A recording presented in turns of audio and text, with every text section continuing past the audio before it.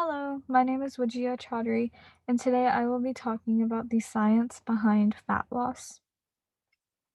So, in order for our bodies to lose fat anywhere, our body must be in a calorie deficit. And basically, what a calorie deficit is when the body burns more calories than the amount it consumes. That is key and vital to fat loss, and as long as a body is in a calorie deficit, they will lose fat. So, how exactly? Well, let's say if the average person was to consume around 2,000 calories, that body would be put into a deficit by subtracting 2 to 300 calories. So they would only be consuming 1,700 calories. And with that amount, they're in a deficit. Now, most popular diets already do this for us. It's just all popular diets take out a certain food group. That is why most people don't find dieting enjoyable. So, like for keto. There are nearly no carbs in the diet, and with high amount of fat and protein, we're put into a deficit since most of our carbs are taken out. Intermittent fasting, you just eat in a smaller window and you fast the rest of the day. That's a deficit. Paleo, you consume all organic food, deficit.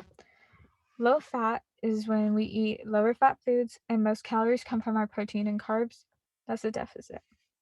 Sugar-free, just using natural sugars and avoid all foods with added sugars. So that's a deficit. And Whole30 goes completely hardcore and will take out sugar, alcohol, grains, dairy, soy, all of that. By taking all of that out, that is for sure a deficit. But the truth is that no one like we do not need to follow a diet just as long as your body is burning more calories than the amount it consumes at the end of the day. Your body's then in a deficit and we can lose fat through that. So, why is it harder for some areas to shred fat? Because we'll notice that, love handles exist. There's fat in thighs and lower belly fat. That is all harder to shred.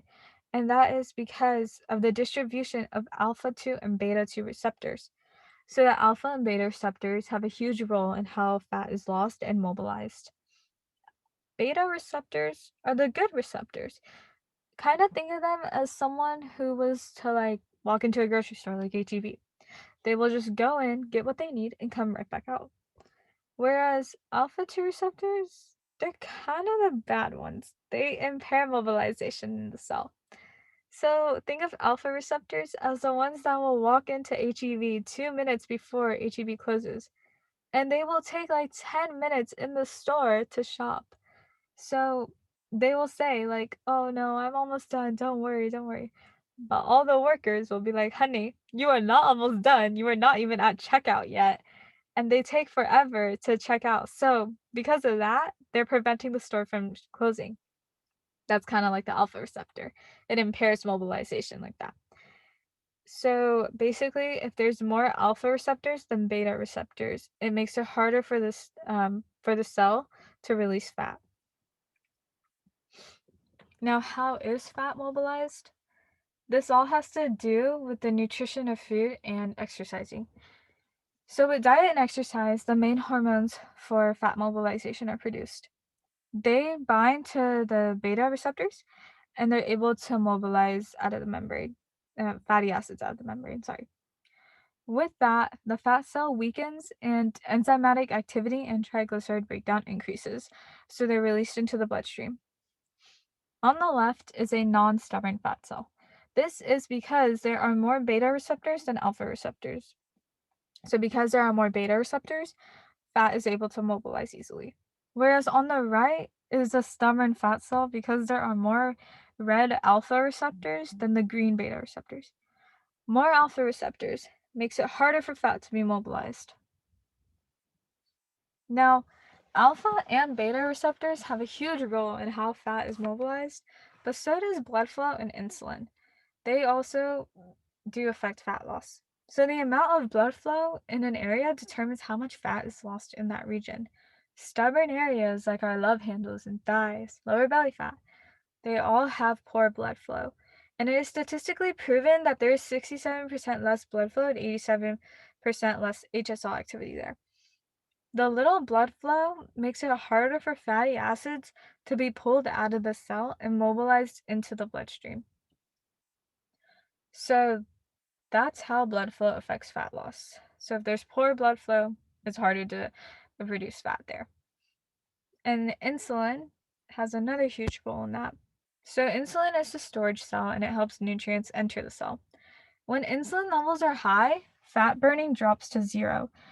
That's typically why when people are trying to bulk and, like, basically when they have a calorie surplus because they're trying to achieve the bigger, more muscular look, they will be in a bulk and they purposely include foods in their post-workout snack that will spike their insulin level so fat is not burned. Because when fat's not burned and it's retained, it'll help them achieve that bigger look. But if you're trying to be in a deficit and lose body fat, that is not the way to go because if your insulin levels are high, your fat burning will drop to zero and you won't lose any fat. So to the takeaway from this is that stubborn body fat is sensitive to insulin. So when insulin's present, fatty acids are no longer released from those areas in the body. Will stubborn fat stay there forever? No, it will not. And it is still possible to lose stubborn fat. As long as your body is in a calorie deficit, which, as we said earlier, is when the body burns more calories than the amount it consumes, fat will be lost over time. The high ratio of alpha to beta receptors in like love handles, lower belly fat, and thighs, and along with the decrease in blood flow in that area, that is what makes it harder to lose body fat there. But with time and patience, it is still possible to lose fat there. So this was it for my presentation. Thank you so much for watching.